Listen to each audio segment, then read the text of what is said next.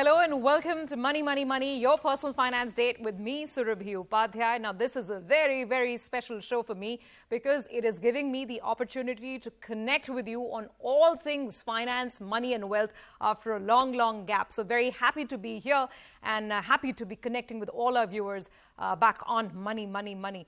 Well, we kick things off on a big, big debate today.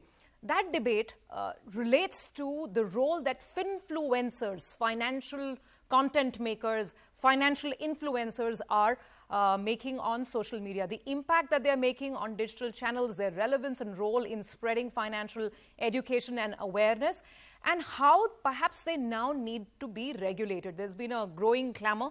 Of course, a couple of misdemeanors have been highlighted as well in the recent past, and Sebi has come out with a consultation paper. This consultation paper came out just a few weeks back, where Sebi proposed certain sweeping changes, including, foremost, completely disconnecting all Sebi-regulated entities, whether it's stockbrokers or mutual funds, with any Finfluencer who chooses not to get registered with Sebi. So if you want to participate with financial product manufacturers, you need to get registered. That's the simple message in one line that Sebi put out in its consultation paper. Now, it's been open for public debate and comment for the last couple of weeks. And by this weekend, Sebi is supposed to receive all of those sort of suggestions or comments. And then we'll eventually move towards the final shape and form of this regulation. So what is the way forward? We've heard a lot of back and forth, and today on this panel, we have representation from all stakeholders. Let me start by introducing my guest.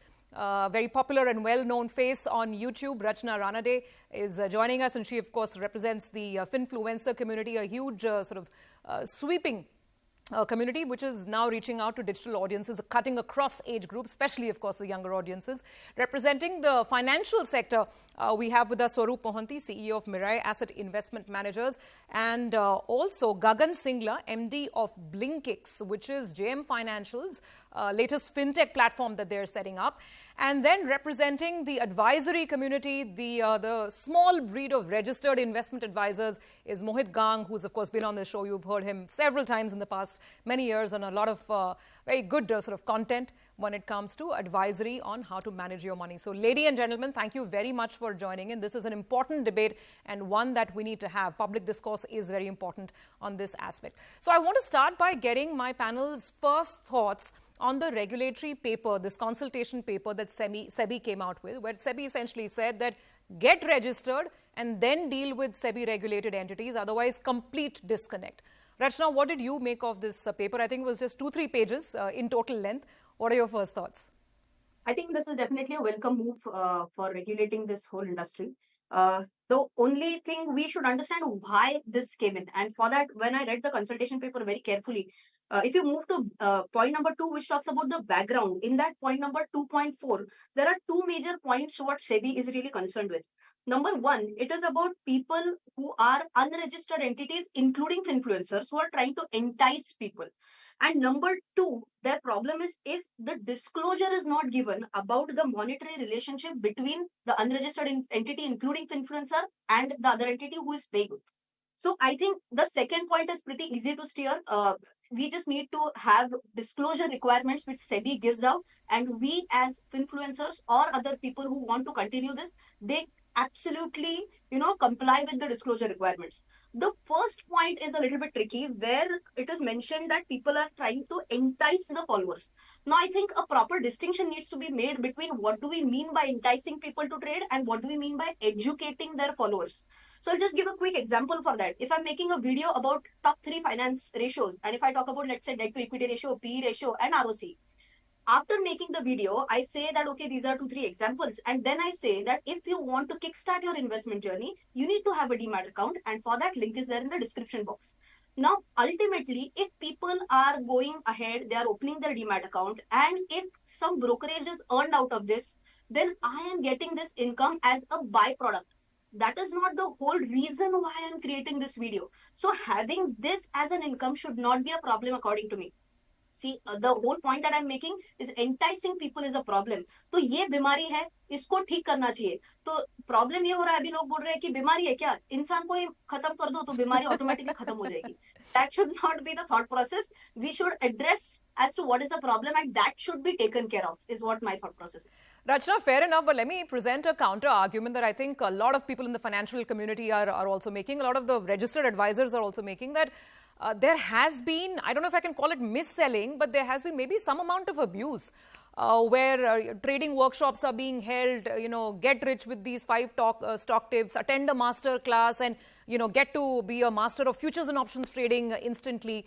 So yes, there is a community that is educating, but there is also a community that is out to make money. And, somewhere there is this gray area. So, what would you say about the prevalent practices right now? Not you, you're speaking for yourself, but in general, the practices that you see around in the Finfluencer community? I think problem that even Madhavi ji pointed out in one of her conversations is that those influencers or other unregistered entities who are saying, "Ek din mein crorepati ban jao, ek din mein lakhpati ban jao." This is like 100% accuracy F&O strategy. This is what that needs to be curbed. And unfortunately, there are people who are doing this. Now the problem is that because of these few people, the whole influencer community is being put under the villain category. Okay, so I personally believe that in every single profession, there are going to be good folks, there are going to be bad folks. We can't actually weigh them on a same weighing scale. You need to take into account what is the problem that these people are creating and address that, rather than putting everyone into the villain category. Okay, fair point. Let's take this on to the rest of our panel as well. Swarup, let's bring you in, because what we've seen is that, let's face it, I mean, a lot of the product manufacturers, whether it's mutual funds or even brokers, and I'll take Gagan's view on this, you all love tying up with influencers, right? It's good for the business because you reach out to younger audiences and, these connections are happening. The problem is it's all happening underneath the surface, a bit murky. We don't know whether what the influencer is saying is just genuine education or whether there are certain interests at play. What do you think? Your first thoughts? Surabhi, first of all, welcome back and thank you so much for having me on. Thank you. You talked about it being grey. For me, it's absolutely, there is nothing grey about this. Okay. Please understand, we work in a fiduciary environment, and in the fiduciary environment, there is a regulator. And there are 2 types of people in this environment. There is the lawmaker and there is the law follower. The lawmaker is Sebi, all of us are law followers. There is no ambiguity on this. And number 2, when you handle somebody else's money, you have to be very careful of what you say, how you act. And there is a lot of difference. I think Rachana said it herself. There is a lot of difference between educating and selling. And that's where the problem is. There is, this would have been any problem if there would have been education and full stop education. There is not a thin line, but a big line between the statement, let me tell you how to invest in mutual funds, or let me tell you how to become rich with mutual funds. In our environment, when you look at the people within our environment, it's not only do they disclose that they are paid, they are also disclosing how much they have to pay. The MFDs now disclose how much they are paid, right?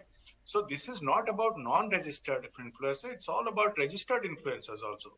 I don't agree that this is about non-registered. The regulation should be correct about both sides. Yes, anybody talking about this space has to be registered, that is a given. Now, within that, the code of conduct for registered people has to also come in. I mean, today we go to a movie, it's very blatant. Somebody picks up a cigarette, comes this big statement that cigarette smoking is injurious to health. But that is not happening. And that is where the regulator steps in. And whenever the regulator steps in, it is a complete law. It does not differentiate between who's doing right and who is doing wrong.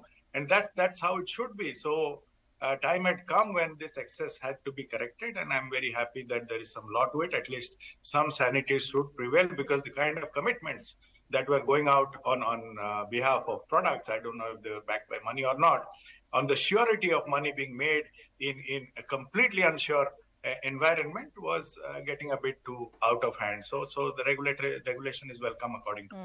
Okay, got that. Let's bring in Gagan as well. Gagan, because on one hand, I mean, one aspect is, okay, suggestions or hints about buying a certain type of fund or a certain fund which can, make you rich. That's the disclosure that we're talking about. The other thing that we've all seen happening is, in the middle of a video, perhaps there can be some sort of a suggestion to use a particular platform. Now, I know that you guys are setting up a fintech platform at JM Financial as well. I think it's called BlinkX, right? So tell us, how can this be navigated? First of all, as an industry participant, would you want to ride on Finfluencers? How important is the digital medium for you? And if yes, and what's the way forward? What are the rail guards or guardrails rather that we need to put in place? Yeah, see, first of all, I think we should look at this as a very, very positive move, not only from the side of players like us, but I think the influencers should be very happy, because if you are getting regulated, it basically means that you have become a very large force now, right? You are in the eyes of Sebi itself, means that you are very important now. So from that perspective, I think everybody should be happy, because all the influencers should be happy that now they are being actually seen by Sebi, right?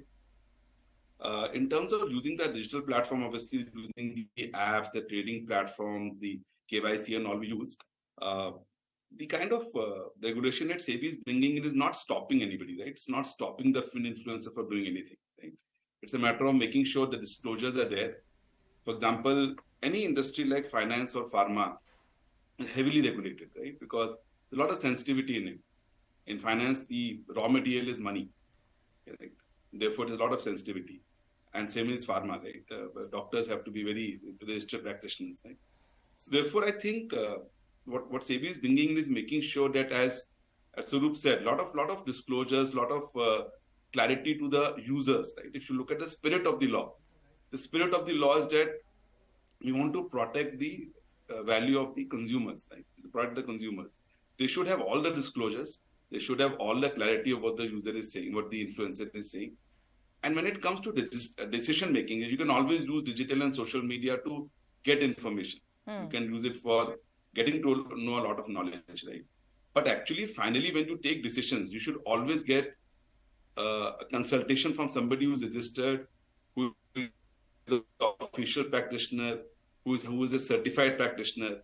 That's what happens across the board in any sensitive industry. But so I think it is okay to use social media for information, but decision making always has to be with somebody who's certified, be it a researcher, be it a RIA, whatever, right? But I guess, Gagan, we use digital for reaching.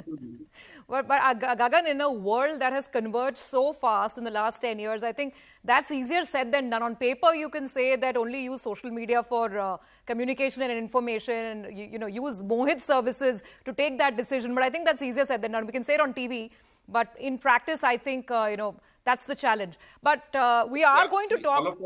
Sorry. All of us hear from our friends ki take paracetamol, crocin, or antibiotic, but finally we decide the medicine, you speak to a doctor, right? so that is also in the hands of the user, right? You may hear from a lot of people, but eventually you want to call a doctor and check ki main kya loon. Fair point. No, fair point. And that's where I think as customers, consumers, investors, we need to get more aware and more savvy as well, and not sort of believe everything that's spoken blindly. And that onus is on the investor. Completely agree with that. But I think the first part of this discussion has established that our panel is in agreement. More disclosures are needed wherever there's money being exchanged in return for perhaps promoting a service or a product. It needs to be disclosed. So Rachana, you're on board with that as well, right? Absolutely, 100%. Okay, superb. So we're on agreement in the first half of the discussion. The second half of the discussion focuses on the more tricky area. This business of registration. If influencers want to get registered, then what's the way out? What are their options? And are those options even viable? We take a break and come right back.